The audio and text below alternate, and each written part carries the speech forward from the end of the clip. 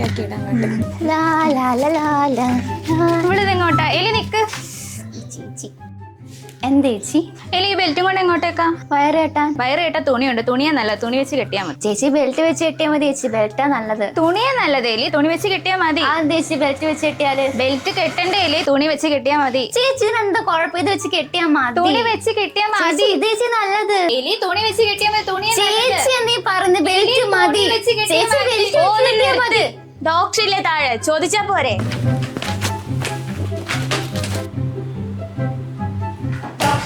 ഒരു തീരുമാനം വേണം. എന്താ പ്രശ്നം?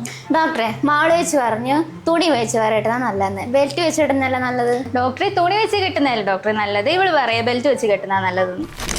ഡെലിവറി കഴിഞ്ഞാൽ സാധാരണ വയറ് ചാടും.